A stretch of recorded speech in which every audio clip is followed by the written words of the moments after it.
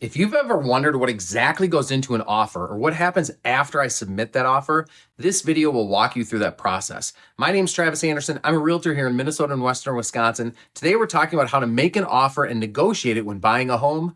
Let's dive in. Now, before we can write an offer here in the Twin Cities or anywhere in Minnesota, really, we need a few key pieces of information, and this is where being prepared will really pay off. First things first, we need that pre-approval letter. As a realtor, I'm going to obviously connect you with a good lender, make sure we have all the updated pre-approvals, but we're going to get an updated pre-approval every time we write an offer. This, of course, shows the seller that we're qualified.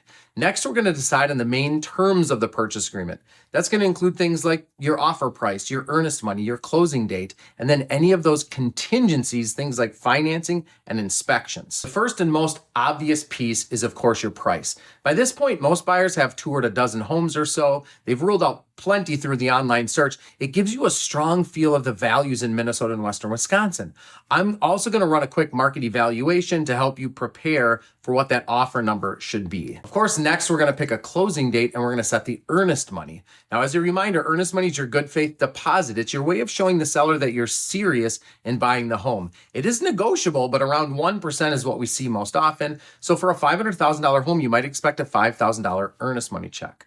We're also going to discuss those contingencies, things that are going to include your mortgage, your inspection, maybe you have a home to sell, any other terms that might apply. Now, here's the balance we strike. The more contingencies, the safer you are as a buyer, but the less attractive your offer is to the seller. So my job is to help you write an offer that protects you from surprises while staying competitive in the Minnesota real estate market. The goal is to have the seller accept your offer or negotiate it, not to reject it outright. Once we've agreed on all the terms, we're going to go ahead and draft the offer. We're going to sign it. We're going to present the offer to the seller or their realtor. From that point, the seller has three main options. They can say yes, they can say no, or they can negotiate. In real estate terms, we say they can accept, reject, or counter the offer. In most cases, a seller is going to counter.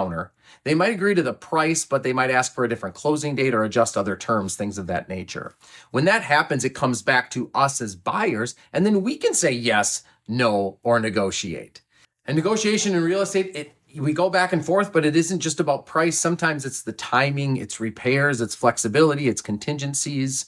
In a hot market here in the Twin Cities, we might tighten up timelines or increase the earnest money to make your offer stand out. In a slower market, we might negotiate more on the price or add more protections for you as a buyer.